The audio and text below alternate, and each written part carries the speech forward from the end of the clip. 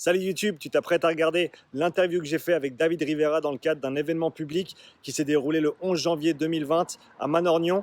Les informations que David a partagées sont applicables autant à des coachs qu'à des athlètes, mais ma partie préférée reste celle où David a vraiment parlé du cœur pour mettre en avant l'importance du coaching que l'on fournit à nos clients, alors que les grandes chaînes de fitness se contentent de vendre des vestiaires 5 étoiles. J'attends avec impatience tes commentaires sur cette discussion qui était à la fois passionnée et passionnante. Et maintenant, l'interview.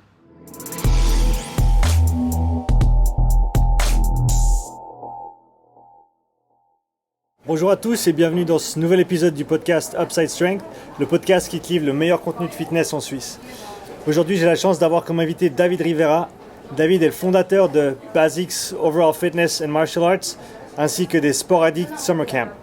Instructeur fitness avec plus de 15 années de pratique, David est ceinture noire de Jiu-Jitsu brésilien, discipline dans laquelle il a été sacré champion d'Europe en 2017. Il est aussi multiple champion suisse en Jiu-Jitsu et en grappling. En plus de son expérience dans les sports de combat, David a aussi participé à de nombreux sports de compétition, notamment du strongman, du triathlon, de l'haltérophilie, la course d'obstacles, du crossfit, du VTT enduro, du rugby, du handball et du foot. David, merci d'avoir accepté de faire cette interview. Écoute, merci Sean et merci pour cette belle présentation. Merci de me recevoir ici. Alors pour commencer, pour ceux qui ne te connaissent pas, si tu peux nous décrire ton parcours professionnel et comment tu es devenu coach. Alors, comme tu l'as dit, en fait, moi, ça fait très très longtemps que je suis dans le domaine du coaching. Donc, en fait, j'ai mon père et ma mère qui étaient, eux, déjà instructeurs fitness. J'ai commencé lorsque j'avais 16 ans. Donc, j'ai fait ma première formation comme instructeur de cours collectifs. Ouais. À l'époque, je donnais du cardio kickboxing. Okay. À l'époque, ça s'appelait le Taibo. Ouais. Donc c'est avec ça que j'ai commencé dans le fitness à l'époque de mon père. Ouais. Donc aujourd'hui, il n'a plus de fitness, ma mère non plus. Donc eux ont arrêté cette profession, mais donc à l'époque, ils avaient un fitness ensemble. J'ai travaillé tout d'abord en tant que professeur de cours collectif, ensuite réceptionniste et un peu j'ai touché à tout ce qui concerne en fait le domaine du fitness, donc vraiment employé multitâche. Mais ça j'ai toujours fait en annexe de mes études. À la base j'ai fait des études commerciales, donc gymnasiale, commerciale, puis maturité professionnelle. Et pendant que je faisais ça, j'ai toujours les week-ends travaillé en annexe dans un fitness en tant qu'instructeur. Et petit à petit aussi, j'ai développé le personal training. Donc j'ai acquis des expériences, j'ai fait quelques formations pendant mon cursus aussi scolaire dans le domaine du coaching, notamment une formation de coach à l'Université de Lausanne. Au service des sports. Suite à ça, j'ai travaillé pendant 2 ans avec des personnes en situation de handicap parce que j'avais envie en fait de prendre cette voie de carrière. Et finalement, je suis revenu sur ma décision et je suis reparti de plus belle suite à une grosse discussion avec mon père. J'ai décidé de prendre mon envol et de partir en fait dans un autre fitness, donc d'un commun accord, il n'y a eu aucun problème avec mon père, c'est pas ça qui a déclenché cette décision, c'est vraiment d'un commun accord, on s'est dit que pour mon expérience et aussi pour ma carrière, ça pouvait être intéressant que je parte faire mes armes dans une grande chaîne de fitness pour voir un peu comment ça fonctionne, puis voir aussi si ça me plaît et si j'ai envie de continuer dans cette voie. Donc je suis parti sur Genève. Pendant 2 ans, j'ai travaillé pour une grande chaîne de fitness. J'ai appris pas mal de choses. Il y a des choses qui m'ont plu. C'était des belles années en soi. Mais par contre, en termes de perspective et par rapport à ma philosophie de vie et même à ma philosophie de coaching, j'ai rencontré quelques murs. Et en fait, je pense que la voie qui se prêtait le mieux à ma personne, c'était une voie où je pouvais vraiment créer mon concept. Pendant tout ce temps, faut savoir que j'ai été, entre guillemets, athlète, surtout dans les sports de combat, surtout en jiu-jitsu brésilien. Voilà, j'ai commencé tard, le jiu-jitsu brésilien. Malheureusement, j'ai découvert ce sport trop tard. Comme la plupart des sports que je pratique aujourd'hui, j'ai envie de dire, je les ai découverts trop tard. Donc j'incite tous les parents à mettre leur enfant dans un maximum de sports, de ne pas choisir juste un sport et puis vraiment de leur faire goûter à un maximum d'activités, parce que déjà ça va étoffer leur spectre de capacité. Ouais. Donc plus on a un spectre large, plus on va pouvoir se spécialiser par la suite facilement.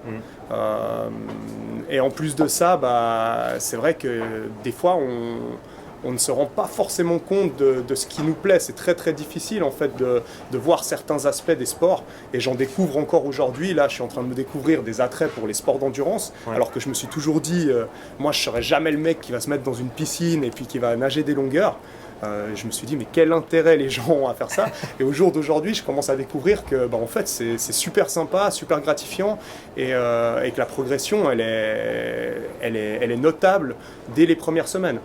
Donc voilà, j'incite les gens, je vous invite surtout vous, parents, à mettre vos enfants dans un maximum d'activités diverses.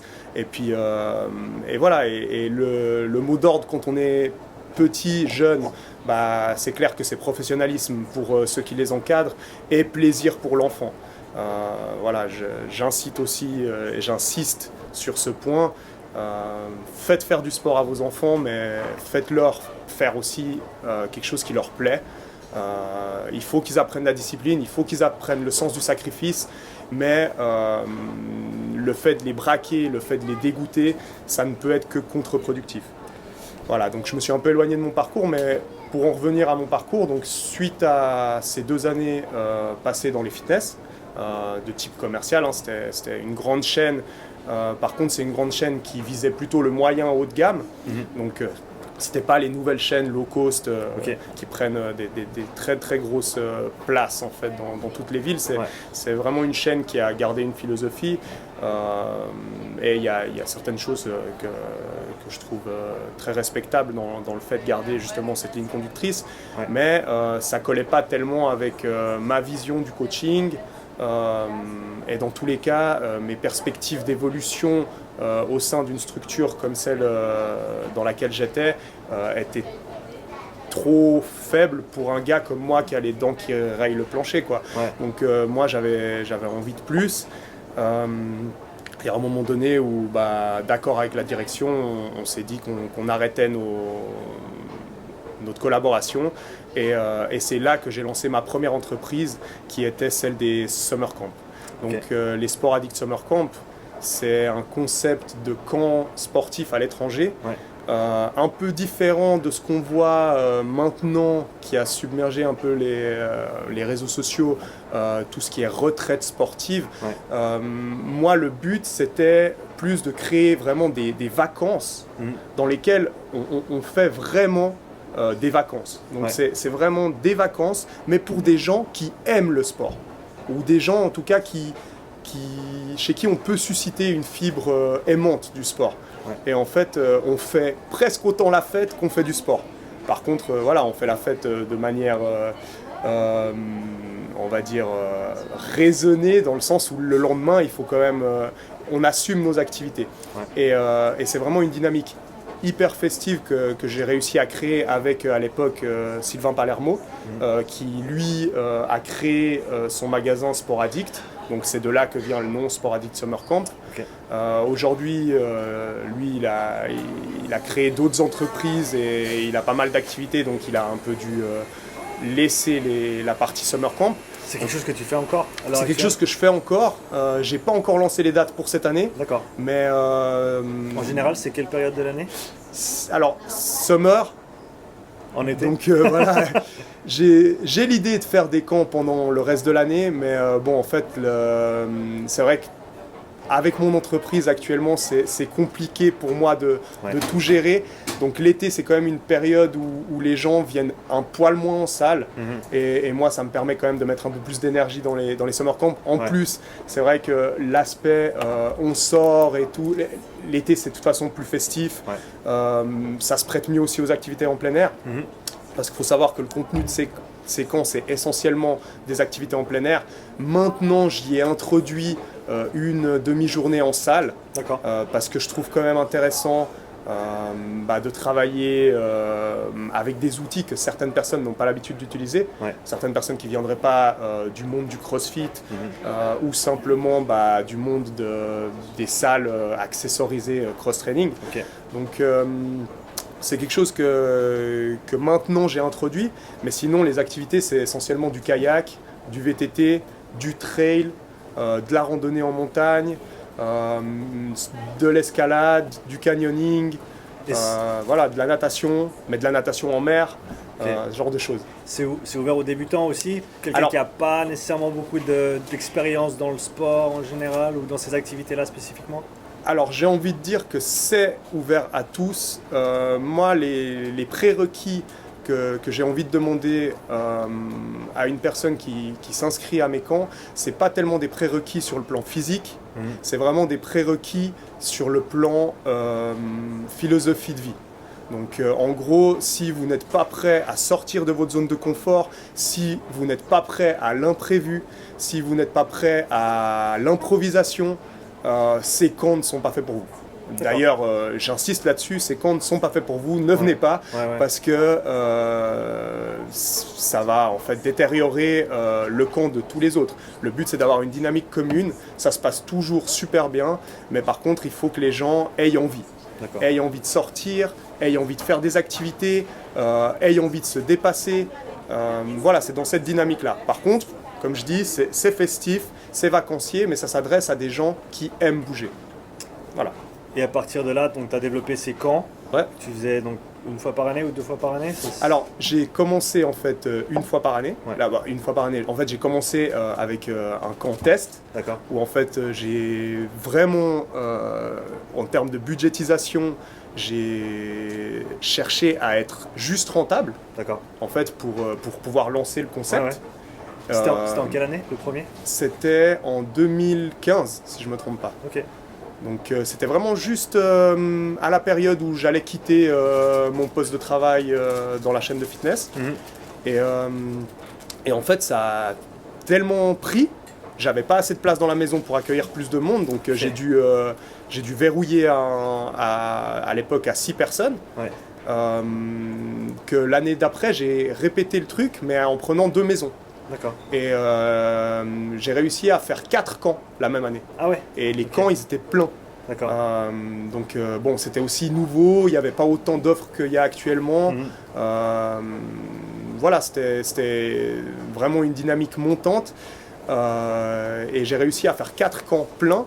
Et c'est grâce à ça, grâce à l'argent que j'ai dégagé avec cette saison de Summer Camp, que j'ai pu ouvrir ma salle d'entraînement actuelle, qui est Basics Overall Fitness and Martial Arts, qui est en fait un peu la salle dans laquelle j'aurais toujours aimé m'entraîner. C'est un peu le rêve que j'avais quand je m'imaginais qu'est-ce que j'aimerais, où est-ce que j'aimerais m'entraîner, dans quelles conditions, dans quel contexte. Voilà, avec des gens qui sont passionnés comme moi, avec des gens qui ont envie de se faire du mal, avec des gens qui veulent chercher en fait des raisons à pourquoi on fait ça, comment on fait ça, et pas seulement fait ça. Voilà, et donner du sens un peu à l'entraînement, accessoriser un maximum. Donc j'ai rien contre les machines, mais c'est vrai que quand on est depuis longtemps dans l'entraînement, les machines ont leurs limites. Donc à un moment donné, le fait d'accessoriser, ça ouvre le champ des possibles. Et en fait, les possibilités sont infinies. Et à côté de ça, j'ai aussi tout l'aspect arts martiaux qui m'a permis de faire vraiment ce que j'aimais, quoi. Donc jiu-jitsu brésilien, boxe thaïlandaise, MMA.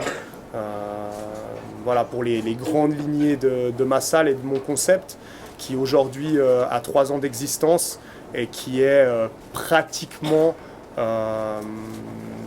complet en termes de possibilités. Donc, en plus de ce qui est arts martiaux dont tu viens de parler, est-ce que tu peux parler un petit peu des différents mondes que tu as pu regrouper justement dans ta salle, qui est donc ta salle idéale, entre guillemets. Donc, quels aspects de fitness que tu avais trouvé auparavant, tu as pu regrouper dans cette salle? Alors, ce que j'ai réussi à regrouper, c'est vrai qu'au tout début, moi j'avais une approche qui a toujours été pluridisciplinaire depuis tout petit. Je veux dire, même quand j'étais à l'école, moi, je me rappelle que j'avais, je sais pas moi, peut-être 12 ans et que j'avais déjà mon agenda. Et dans mon agenda, moi, je notais pas les devoirs que je devais faire, mais je notais ce jour-là, je fais le handball, ce jour-là, je fais le tennis, ce jour-là, je fais la gym le matin. Donc, je pense que ça va pas trop taper sur les bras. Je pourrais faire un petit peu de course le soir. Ouais. Et en fait, moi, depuis tout petit, j'ai toujours aimé tout ce qui était programmation, mais à mon échelle.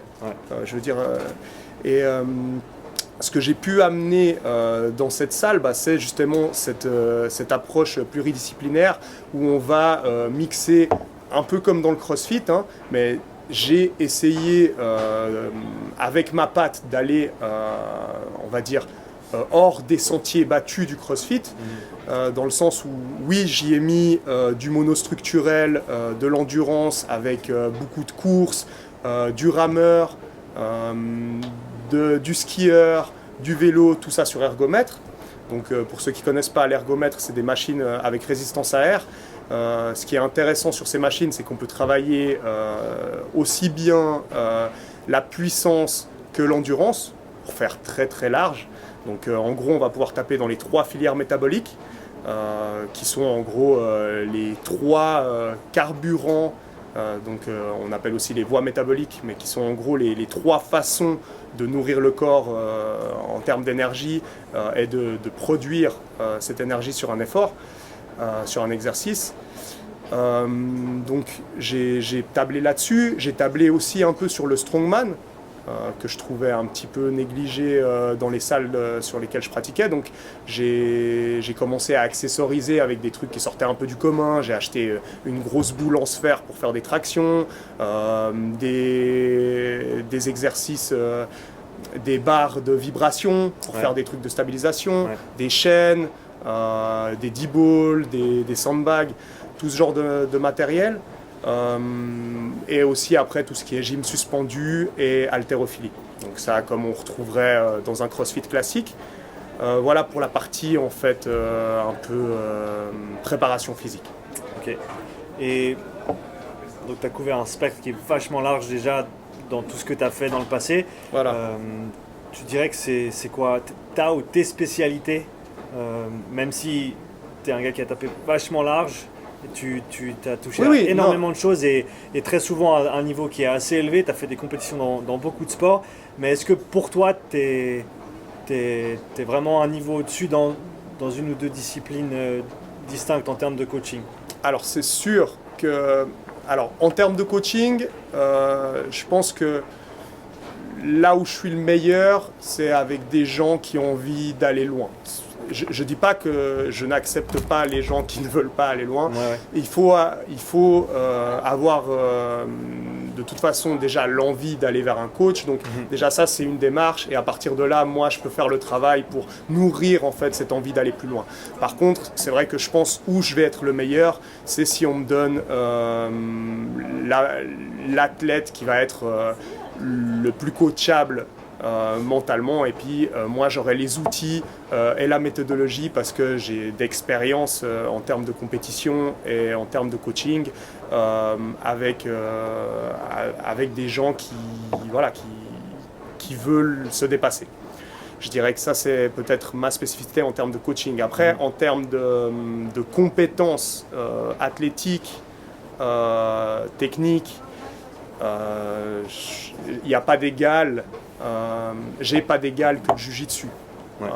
Par rapport c'est là où j'ai eu le plus de recherches. Déjà ça a commencé comme une obsession. Moi j'ai découvert le jiu-jitsu à 22 ans et en fait depuis tout petit moi j'aime bien tout ce qui est lutte, j'aime bien tout ce qui est bagarre, j'aime bien cette dépense là. Quand je parle de bagarre, c'est au sens noble du terme. J'aime bien cette dépense qui est en fait tout d'un coup sur un effort concentrique, tout d'un coup on reste très très fort en isométrique, on doit exploser. Il y a une débauche d'énergie qui est telle qu'en 30 secondes on arrive à se mettre dans des états, et à côté de ça il y a tout l'aspect scientifique en fait, parce que le combat tel qu'il est pratiqué en Jiu-Jitsu est véritablement une science. Même en MMA, aujourd'hui, c'est une science, et on ne peut plus dire que c'est des gros bourrins qui se tapent dessus. Ça existe encore, mais si on veut performer au plus haut niveau, il faut avoir une approche scientifique, il faut comprendre les leviers, il faut parler stratégie, il faut comprendre comment son propre corps fonctionne par rapport aux autres, parce qu'on va avoir des avantages selon si on a un long cou, si on a un long avant-bras, si on a un bon grip, si on a des phases explosives.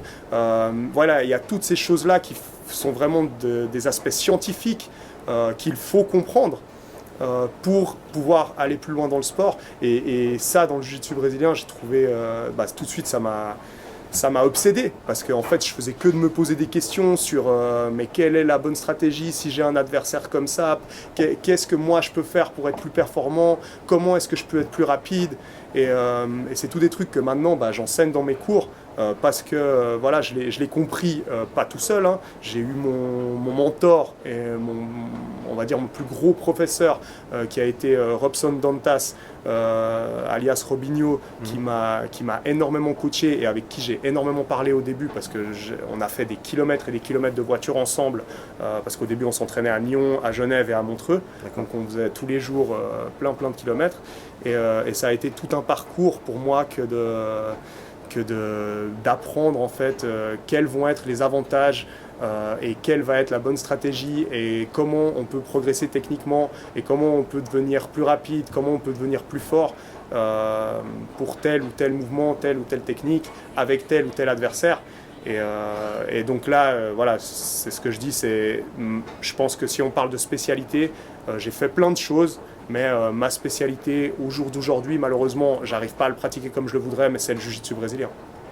Et donc pour parler de ce que tu pratiques aujourd'hui, parce que je pense que c'est toujours intéressant pour les gens de savoir ce que leur coach ou ce que le coach fait comme entraînement lui-même. Ouais. Donc est-ce que tu peux parler un petit peu de ce sur quoi tu travailles maintenant, ce sur quoi tu te focalises, où sont placés tes intérêts au niveau personnel et athlétique? Voilà. Alors au niveau personnel et athlétique, j'ai plus la même dynamique qu'à l'époque, dans le sens où j'ai été rêveur, champion du monde, champion olympique. Voilà. Pour moi, il n'y avait pas de limite. Je ne me suis jamais imposé de limite. J'ai eu de la peine à trouver ma voie, comme je pense beaucoup de gens qui se posent pas mal de questions. Donc, j'ai pas pris la première chose qu'on m'a donnée et j'ai foncé. Je me suis posé des questions, même au jiu-jitsu. Je me suis posé énormément de questions. Donc, excuse-moi, la question c'était... La question c'était, ton entraînement aujourd'hui, voilà. C'est quoi? Donc...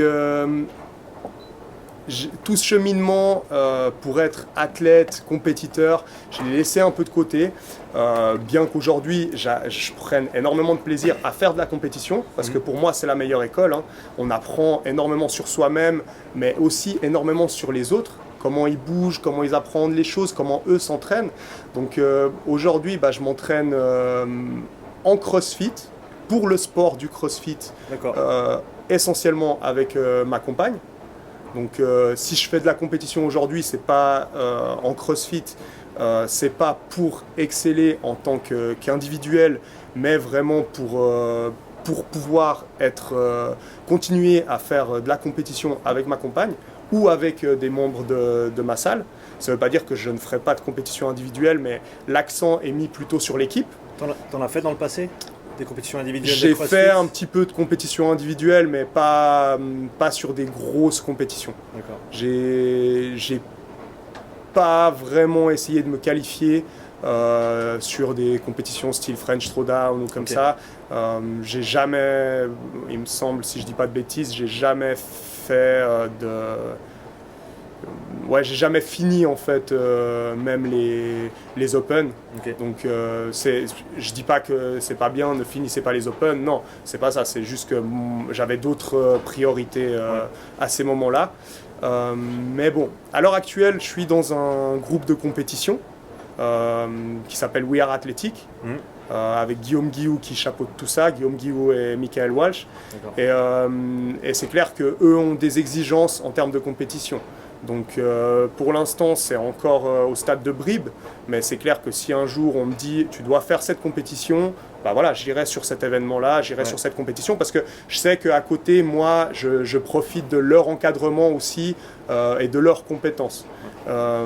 Parce qu'ils proposent des stages pour leurs compétiteurs, ils proposent certaines choses très intéressantes, une programmation notamment que je ne peux pas tellement suivre parce que moi j'ai ma propre programmation qui tient compte de tous les différents sports que je pratique. Mais c'est quand même quelque chose d'essentiel pour moi de pouvoir être prêt à tout d'un coup aller dans une compétition individuelle. Ça c'est pour l'aspect CrossFit. Ensuite j'essaye chaque année de m'inscrire dans des nouveaux sports en compétition. Parce que comme j'ai dit, je trouve que la compétition c'est la meilleure école. Donc cette année j'ai essayé le triathlon. Je ne pensais pas du tout que ça allait autant me plaire. Je ne savais pas nager, je savais flotter, hein. Mais je ne savais pas nager, donc j'ai dû apprendre à nager cette année. Et en fait, les progrès, c'est incroyable, hein. Quand on a un spectre de capacité physique qui est assez large, forcément, on apprend vite parce qu'on peut passer beaucoup de temps sur la technique.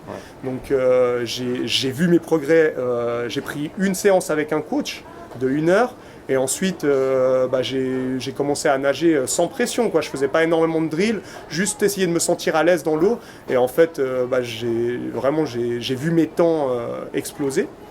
La course à pied, ça a été un truc que j'ai jamais vraiment pratiqué, on va dire sérieusement, pour avoir des progrès. Donc j'ai toujours couru un petit peu, tout d'un coup, je sais pas quoi faire comme séance aujourd'hui, je vais rajouter de la course à la fin. Voilà. C'était un bon moyen de développer un petit peu son cardio sans se prendre trop la tête. Mais maintenant, au jour d'aujourd'hui, je programme un petit peu plus ça et puis je trouve que c'est très très intéressant aussi.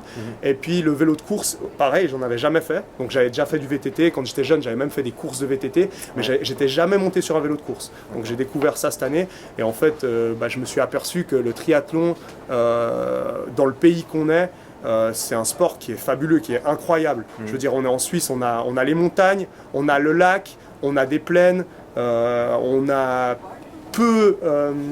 c'est une grande métropole, hein, la Suisse, mais au final, les villes sont quand même petites. Donc on a énormément d'espace dans la nature. Le bord du lac où on se trouve, il est incroyable. Je veux dire, on voit la chaîne des Alpes et tout d'un côté, le Jura de l'autre.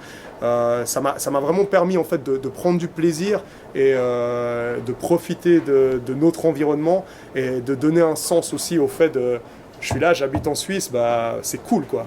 C'est pas que cool financièrement, c'est aussi cool parce que le décor est incroyable. Donc voilà, ça c'est des aspects encore que je continue à entraîner. Mais plus l'été quand même. Là l'hiver, je me concentre un petit peu plus sur la force, sur l'haltérophilie. Malgré le fait que dernièrement je me suis blessé en jiu-jitsu brésilien. Donc j'ai dû lever le pied en jiu-jitsu brésilien complètement et en haltérophilie il y a certains mouvements, tout ce qui est overhead où je dois encore être un petit peu patient. Donc je peux bouger les bras au-dessus de la tête, mais il faut encore que je sois patient pour vraiment remettre des charges. Voilà un peu comment je combine mon entraînement. En fonction des périodes et en fonction des échéances aussi sportives parce que forcément la saison des triathlons n'est pas la même que la saison d'haltérophilie par exemple. J'ai aussi commencé l'haltérophilie l'année passée, j'ai commencé aussi la compétition de strongman. La compétition de strongman c'était méga fun mais c'est peut-être pas un truc que je répéterais. À voir. Ouais, c'est méga fun, mais quand même, il y a des gros bestiaux, il y a certaines épreuves. Je veux dire, c'est pas, il n'y a pas de scaled. En strongman. C'est tu y vas, on te dit tu soulèves la pierre de 90 kg, si tu sais pas faire bouger la pierre de 90 kg, tu te retrouves un peu comme un con et ton épreuve elle se résume à de la frustration. Donc voilà, il y a certaines épreuves où j'ai pris du plaisir. Sans doute, je me suis mis un peu en danger, malgré le fait que je m'étais préparé au mieux. C'est quand même, il y a quand même pas mal d'éléments qui demandent une ossature et une carrosserie qui n'est pas la mienne. Donc je vais peut-être pas répéter cette expérience, malgré le fait que je trouve le sport super intéressant et le sport en soi accessible à tous, mais pas la compétition. D'accord. Voilà. Et le triathlon, c'est quelque chose que tu veux pousser un petit peu, tu veux voir jusqu'où tu peux arriver, c'est quelque chose qui t'intéresse? Alors, c'est quelque chose qui m'intéresse énormément, surtout le short distance. Ouais. J'ai pas tellement d'intérêt pour les grandes distances, pas parce que c'est pas que c'est pas quelque chose qui m'intéresse, mais c'est quelque chose qui prendrait trop de place par rapport au reste. Pour ceux qui connaissent pas, tu peux Oui, bien décrire sûr, un bien sprint sûr. et puis après les autres distances qui... Totalement. Alors le short distance, bon, ça varie hein, d'un triathlon à l'autre, mais par exemple pour celui de Nyon, c'est 500 mètres de natation En eau libre. en eau libre.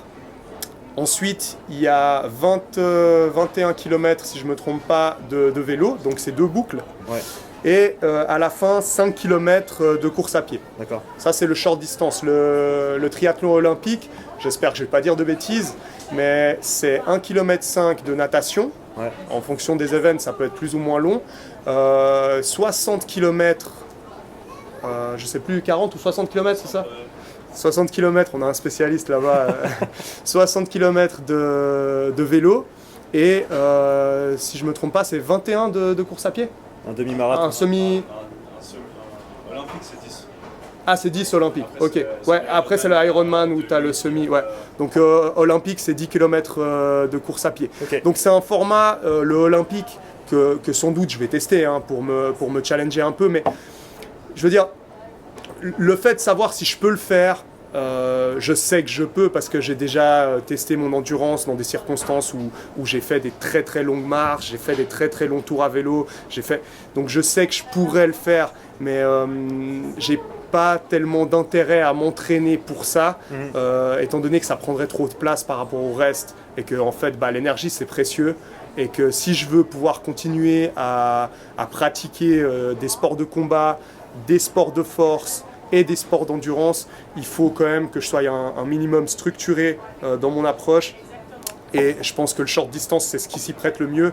Et en fait, ça me permet aussi de me focus. Et comme n'importe qui se mettrait au sport, si vous cadrez un peu votre pratique, ça va être beaucoup plus simple pour vous de retourner s'entraîner parce que en fait vous allez avoir une vision qui est face à vous et vous n'allez pas vous éparpiller et tout d'un coup sombrer en fait dans des choses qui vont vous faire perdre votre temps ou en tout cas ne pas optimiser votre temps.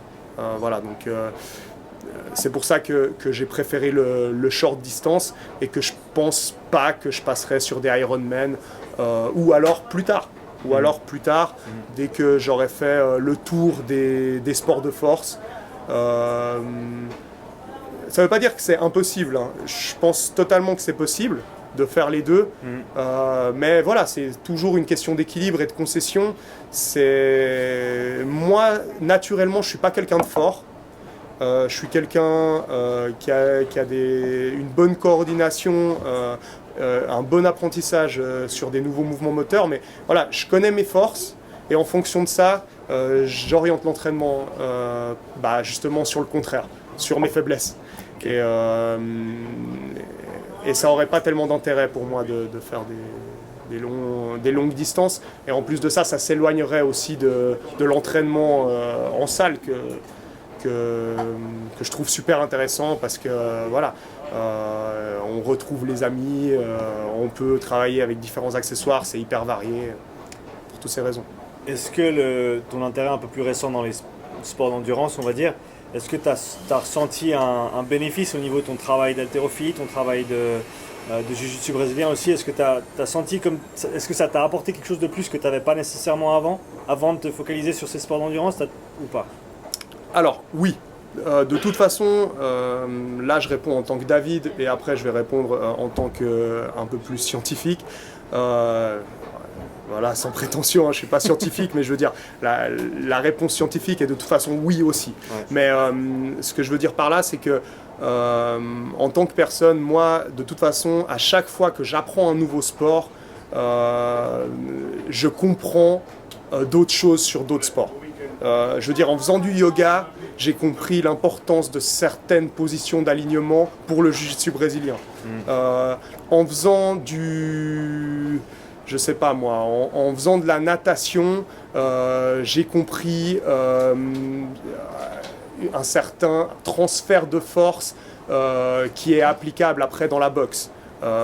Qui part des hanches vers l'extrémité, que j'avais déjà compris, mais qui est accentué en fait dans la natation et qui est super intéressant après lorsqu'on met des gants et puis lorsqu'on fait de la boxe. Donc c'est des choses qu'on peut comprendre dans un sens comme dans l'autre, mais là c'est sûr que ça m'a apporté des plus et qu'à chaque fois que je pratique un nouveau sport, même je dirais même une nouvelle discipline. L'année passée, on s'est mis au Scrabble avec ma copine, et puis on avait même pour ambition de faire une compétition, on avait même pour ambition de s'inscrire, et on s'était inscrit à l'époque. Et en fait, dans le Scrabble, il y avait des parallèles avec le Jiu-Jitsu. Ouais. Et dans l'approche, dans la gestion de l'effort, dans le comment tu vas placer tes mots et tout. Et en fait, il y a des aspects stratégiques. Ouais. Et des aspects de réflexion qui sont très similaires d'un sport à l'autre. Donc chaque discipline en fait aura des répercussions positives si on les additionne. Ensuite, pour la réponse, on va dire un peu plus axée sur la science et sur les filières énergétiques, c'est sûr que en pratiquant plus les sports d'endurance, j'ai amélioré ma capacité à produire de l'effort. Donc j'ai amélioré ce qu'on appelle en anglais l'engine. Donc j'ai mes filières métaboliques qui, surtout celles de l'endurance, on va dire oxydative, donc la troisième filière qui fonctionne essentiellement en présence d'oxygène, qui s'est améliorée. Donc mes facultés de récupération se sont améliorées aussi. T'as ressenti ça dans ton entraînement d'haltéro où tu peux faire plus? Oui, je peux faire passer plus de temps à la salle. Oui. Ouais. Ah, je peux faire plus. Bien sûr que la période où je m'entraînais vraiment un peu plus fort en triathlon, je sentais que ma nervosité sous les barres, je peux pas mentir, j'avais moins de nervosité, j'étais moins fort. Bon, c'était peut-être aussi dû à la chaleur. Ouais, les barres, je les sentais plus lourdes. D'accord. Je veux dire, j'ai pas forcément perdu en force, mais par contre, à l'époque où je m'entraînais un peu plus cet été à l'extérieur en endurance, les barres m'écrasaient un petit peu plus. Je sentais que c'était un peu plus lourd, j'avais un petit peu moins de nervosité. Ouais. Par contre, je pouvais récupérer beaucoup plus vite d'une séance à l'autre. Ouais. Et ça, on le sent très vite dans un sens, mais on sent aussi très vite quand on le perd. Parce que quand on diminue un petit peu l'entraînement de type endurance, on sent aussi qu'on perd cette faculté à récupérer, malgré le fait qu'on garde un bagage, mais on sent que dans une certaine mesure, en tout cas au début, on perd un petit peu. Et ça, si on est un peu à l'écoute de son corps, si on est un petit peu sensible à ces aspects énergétiques et nerveux, on peut s'en rendre compte facilement. Donc ça va complètement à l'encontre de ce que la plupart des gens pensent, qui est qu'on ne peut pas vraiment entraîner la force et l'endurance en même temps. Voilà, c'est une idée reçue qui est absolument fausse, mais dont je comprends le cheminement. C'est vrai qu'il faut quand même être un minimum stratégique pour combiner les deux. C'est pas quelque chose qui s'emboîte, je peux pas faire n'importe quoi. C'est de la cuisine. Voilà, la programmation, c'est de la cuisine. On a des ingrédients qui sont les exercices, on a des quantités qui sont les durées, et après ça, on fait notre menu, qui est la programmation.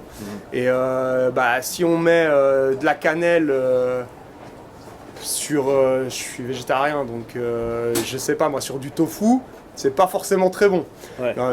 J'en sais rien. Voilà, c'est juste qu'il y a certains trucs qu'on ne peut pas forcément combiner. Ouais. La cannelle, il faut plutôt la mettre au dessert. Ouais. Et ça, c'est la même chose quand on combine différentes activités. Si je vais faire ma séance d'haltérophilie et que je veux qu'elle soit efficiente, je ne vais pas la mettre juste après avoir couru un 10 km. Ouais. À moins que je veuille que ce soit un test. Ouais. Ou simplement une mise sous stress qui m'arrive 1 à 2 fois par semaine. 1 à 2 fois par semaine, je me mets des cartouches.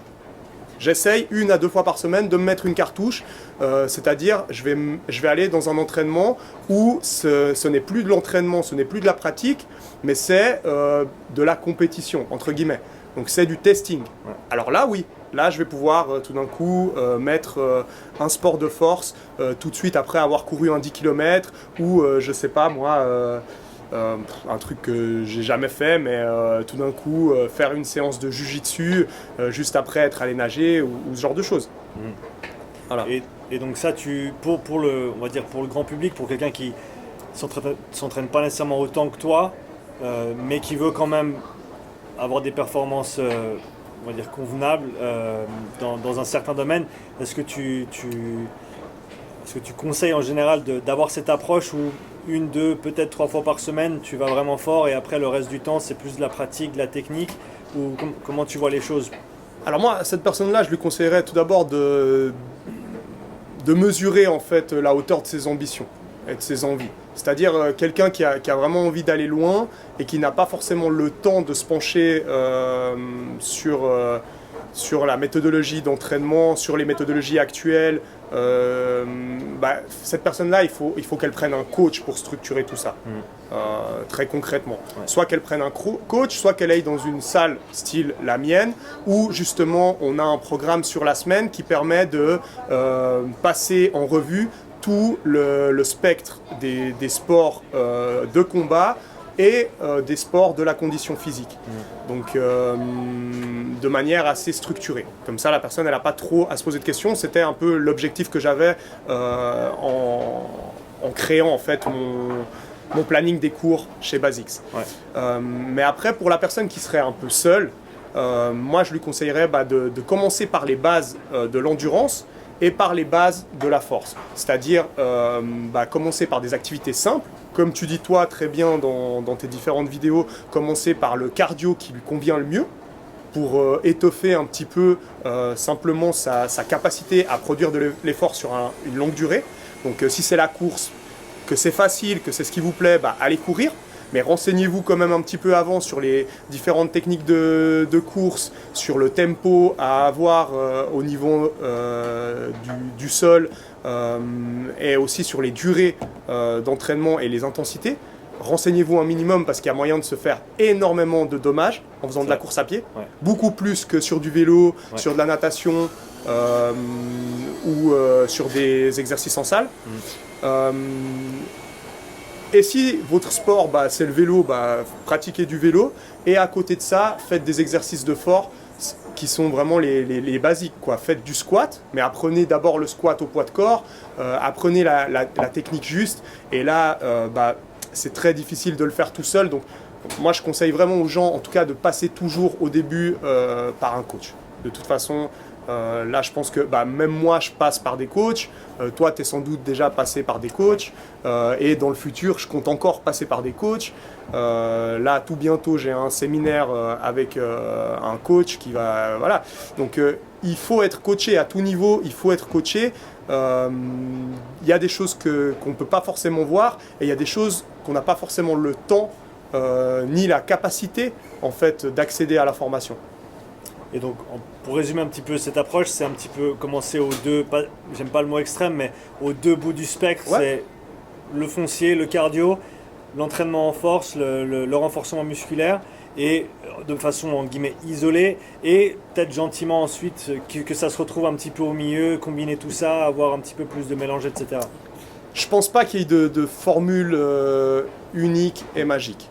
Après, c'est clair que moi, ma méthodologie, elle va plutôt dans le sens on va mettre un maximum de stimuli pour créer une réponse endocrinienne maximale et en fait donner lieu à un maximum d'adaptations qui vont être transférables d'un sport, d'une activité à l'autre.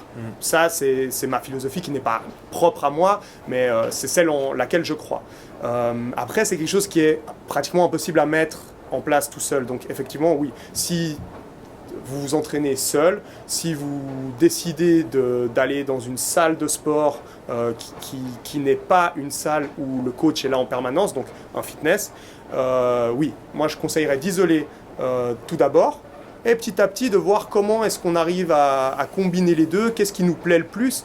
Et au final, de toute façon, si vous n'avez jamais porté des charges de manière répétitive, vous verrez très rapidement que vous n'avez pas spécialement besoin de programmes de force spécifiques avec 4x9. Non, ce que vous avez besoin, c'est de passer du temps sous tension et c'est de soulever lourd, souvent, le plus longtemps possible. Et c'est comme ça que vous allez devenir plus fort. Il n'y a pas besoin de passer par 1000 chemins, en tout cas pour débuter. Voilà. Pour revenir à, tu parles un peu de ta méthodologie, donc ta philosophie de coaching, si tu devais la définir en, je sais que c'est pas beaucoup, mais 2 ou 3 points, les choses principales sur lesquelles tu te focalises, ce serait quoi? Sur les choses sur lesquelles je me focalise, en fait, c'est simple, hein, j'ai une approche structurée du coaching et de la programmation. C'est en gros, si je prends un athlète, si je me prends moi ou si je prends un athlète de la salle et que je veux lui faire développer sa condition physique générale, je vais me concentrer sur sa condition physique pure, donc c'est-à-dire ses 3 voies métaboliques, qui sont sa capacité à produire de la force sur un effort très très court, à produire de la force sur un effort moyen court et à produire de la force sur un effort long. Voilà, pour être très très général. Donc en gros, le développement des 3 voies métaboliques croisées. Ensuite, dans un deuxième temps, ou je veux dire simultanément, mais un deuxième point, c'est sa technique. Donc si on a une technique qui est mauvaise, malheureusement, nos 3 voies métaboliques, elles vont juste nous servir à gâcher notre énergie en fait. Parce qu'il y a des gens qui sont très forts, mais qui gâchent leur force et qui ne sont pas optimales du tout parce qu'ils manquent de technique. Il y a des gens très rapides, mais qui ne courent pas si vite que ça parce que leur propulsion, elle est plutôt vers le haut que vers l'avant. Je veux dire, c'est tous des aspects qui font que la technique a une place prépondérante dans l'entraînement, que ce soit pour les activités d'endurance, de force ou les arts martiaux. Les arts martiaux encore plus, hein. Les arts martiaux, les aspects physiques ne sont pas négligeables, c'est un prérequis, mais par contre ce qui va faire la différence c'est les aspects techniques et stratégiques. Et ensuite la troisième partie de l'entraînement c'est l'approche mentale. Donc une fois que la personne elle a compris qu'il y a les 3 piliers sur lesquels on doit travailler, lesquels ils sont, après on peut les développer conjointement et il n'y en a aucun qui a de limite. Donc aujourd'hui, moi, je suis encore en train de progresser énormément sur le plan mental. Je suis encore en train de progresser énormément sur le plan technique. C'est infini. Et je suis encore en train de progresser un peu moins cette fois sur les 3 voies métaboliques. Là, forcément, je commence à quand même sentir certaines limites, surtout sur la première voie métabolique qui est la voie phosphagène, qui est celle de la force sur un effort court, qui est celle de l'explosion, qui est celle du sprint. Là, j'ai 32 ans, donc j'arrive un petit peu à mes limites parce que dans le passé, je l'ai beaucoup travaillé. Faut pas que ça soit un message de désespoir pour tous les gens de 32 ans. Vous pouvez très bien développer cette voie-là alors que vous avez 60, 70 ans. Et c'est le cas dans ma salle. J'ai des gens qui commencent le sport. J'ai un exemple d'une dame qui est la doyenne de ma salle qui a commencé le sport à 65 ans. Au début, elle n'arrivait pas à faire de deadlift avec 10 kilos. Et l'autre fois, à 65 ans, elle a fait 4 x 4 répétitions à 85 kilos. Donc c'est incroyable. Bien sûr que il ne faut pas prendre cet exemple comme universalité, mais c'est pour dire qu'on peut développer la force à tout âge pour autant qu'on ne l'ait pas optimisé pendant ces jeunes années. Et ça s'applique le moins à la force, mais le plus à tout le reste. Je pense que l'endurance,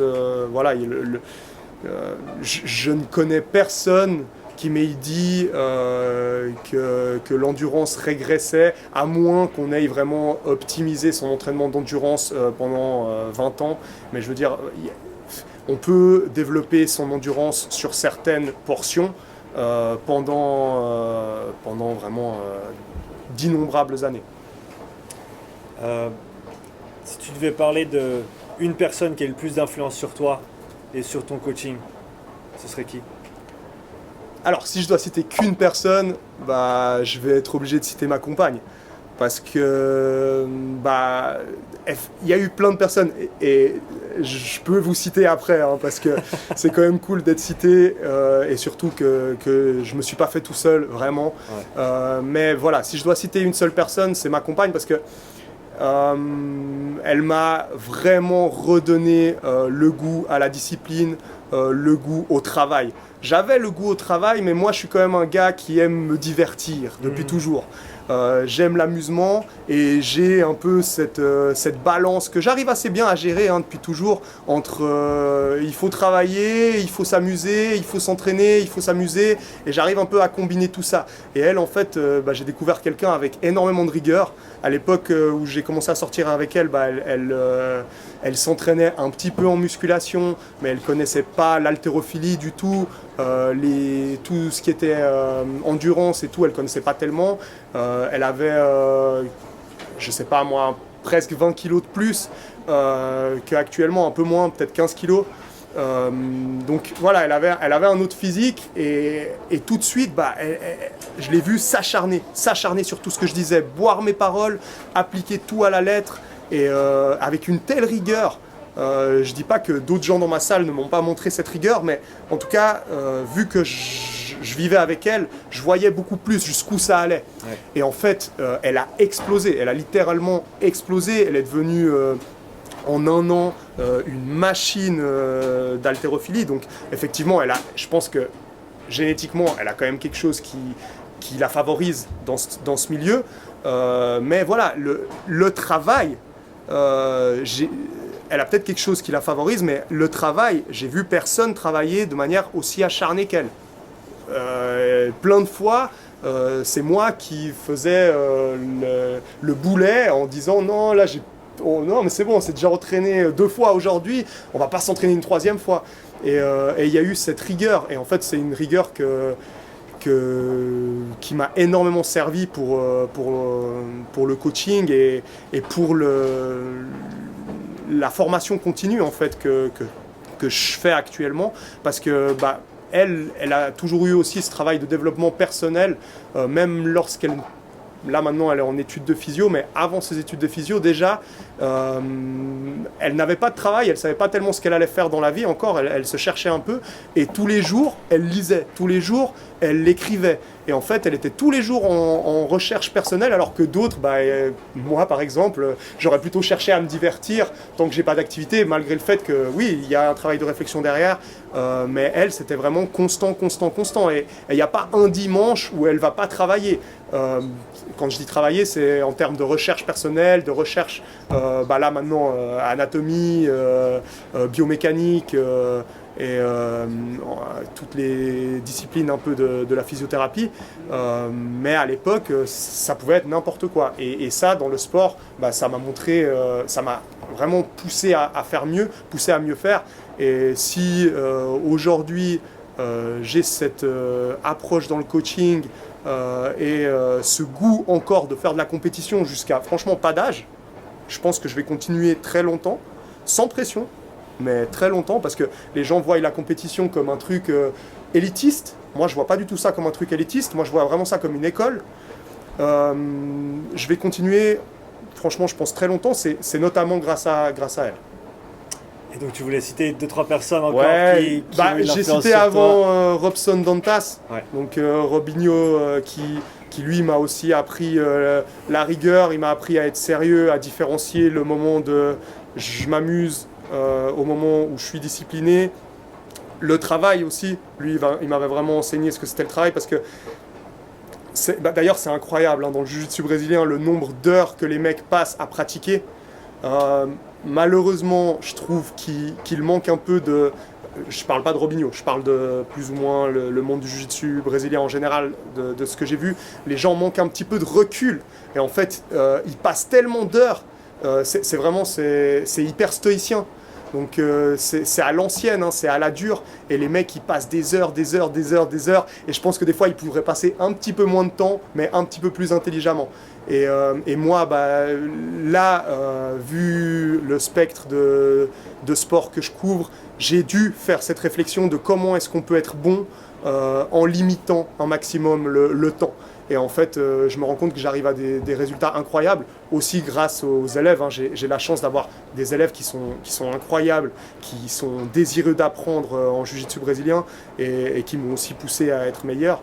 Mais voilà, il y avait Robinho, il y a Guillaume Guillou aussi qui m'a montré un aspect de moi que je n'osais pas sortir en termes de coaching, qui est en fait simplement la rigueur et on va dire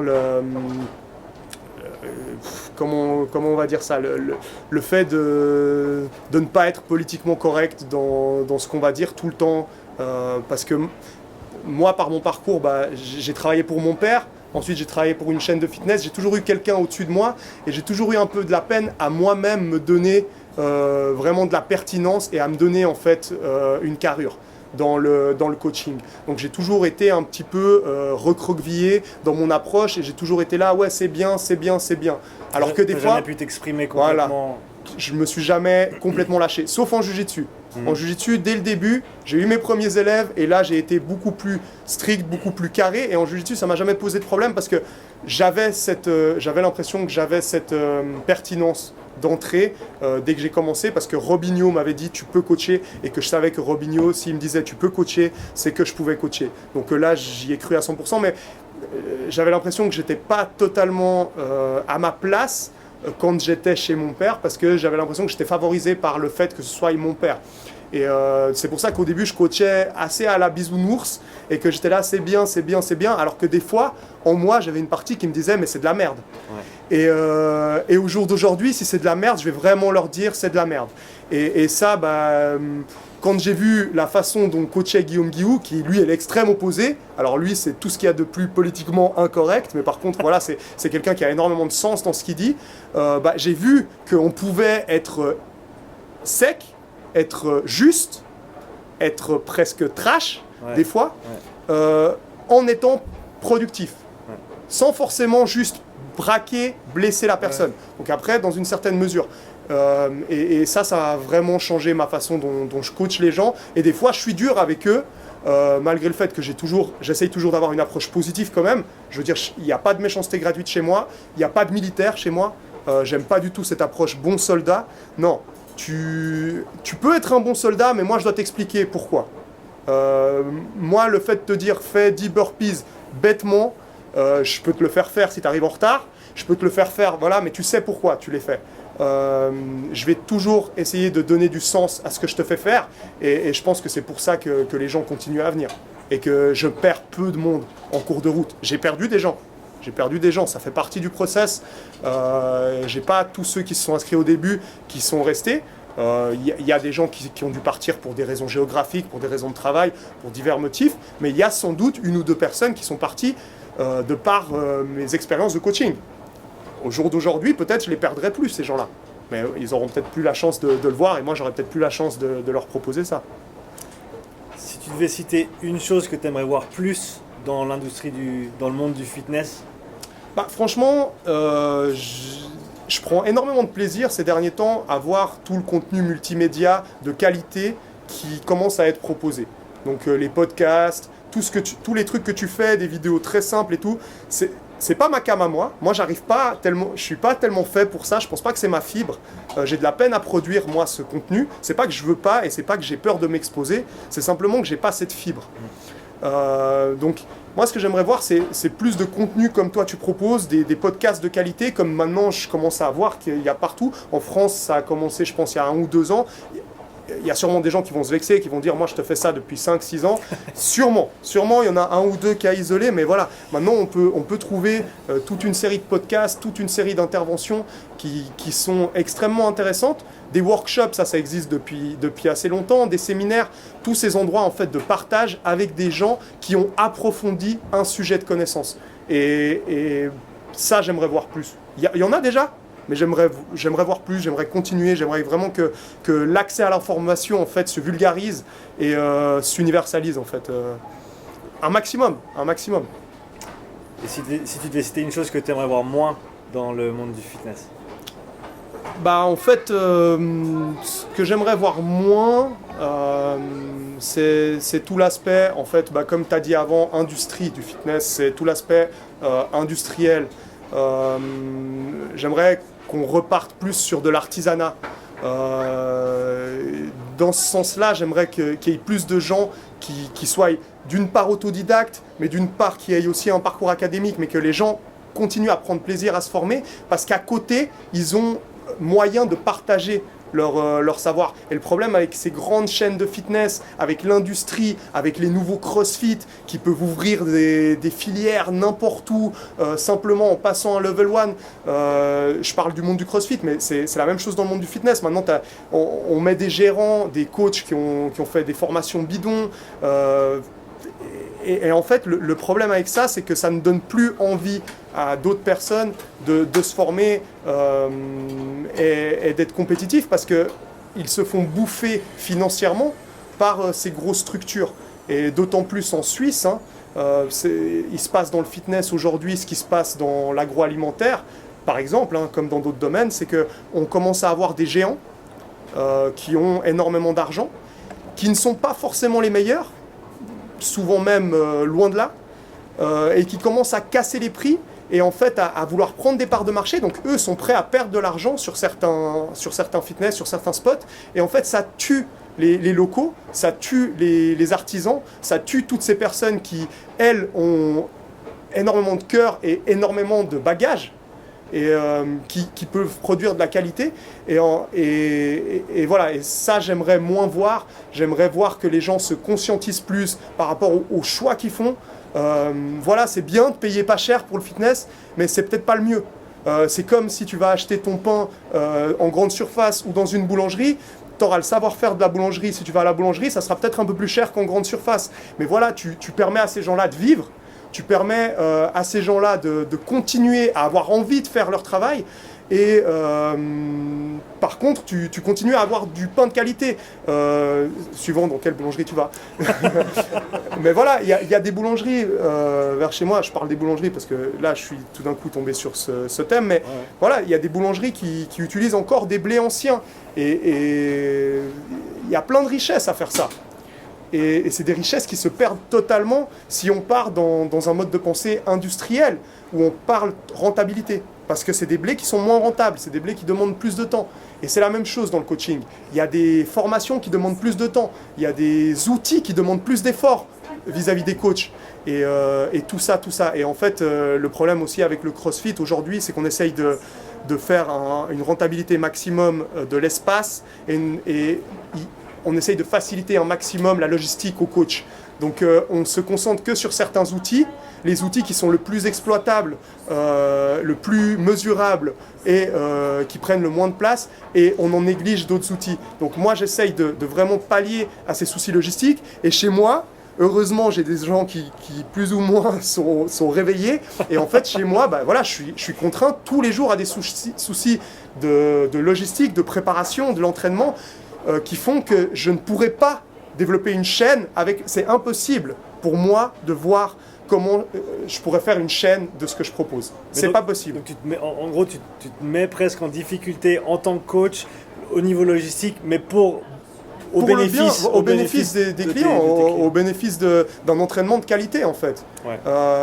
Et ça, c'est quelque chose qu'on ne peut pas faire à grande échelle.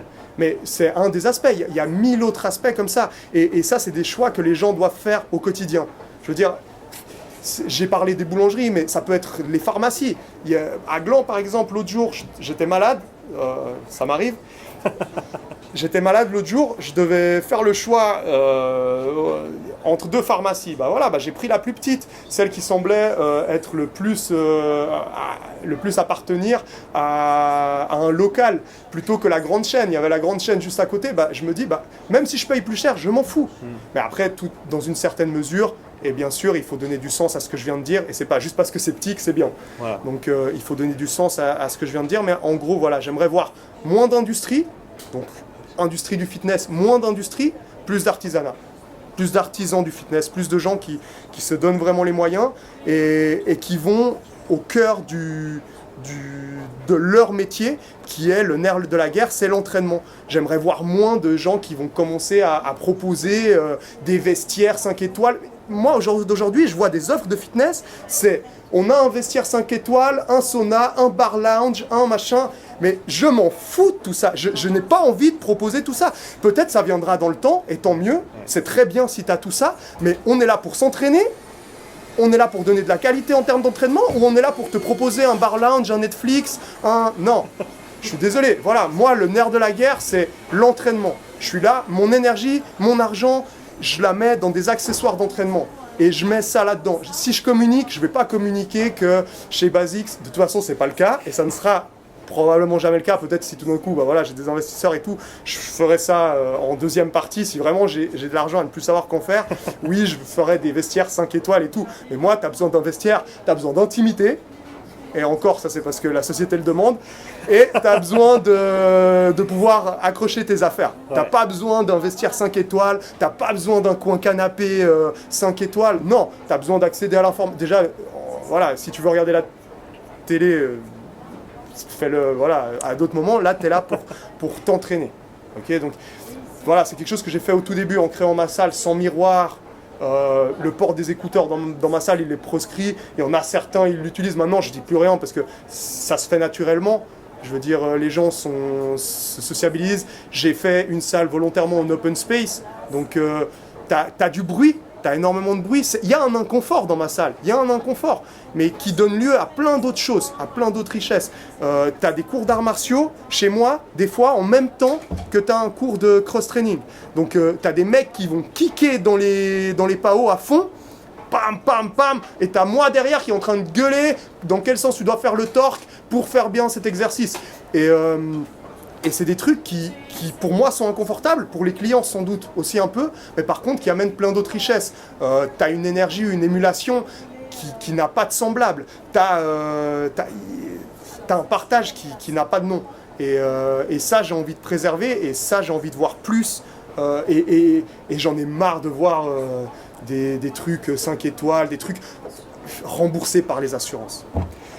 Ça aussi. Alors ça, c'est un grand sujet sur lequel je pourrais débattre longtemps, mais voilà, aujourd'hui, on parle des assurances qui promeuvent la santé. Les assurances, elles promeuvent rien du tout. Les assurances, elles promeuvent leur portefeuille, et c'est tout. Croyez pas que si vous payez moins, derrière, il n'y a pas quelqu'un qui paye à votre place. Donc au jour d'aujourd'hui, moi, si j'ai envie d'être certifié par les assurances, j'ai pas besoin de fournir de la qualité aux assurances. J'ai juste besoin de leur payer. Donc moi, je veux bien que mes clients, ils payent moins. Je veux bien.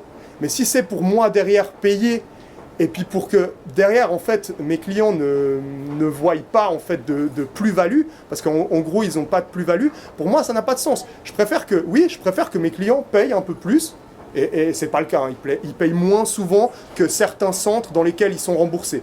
Donc voilà.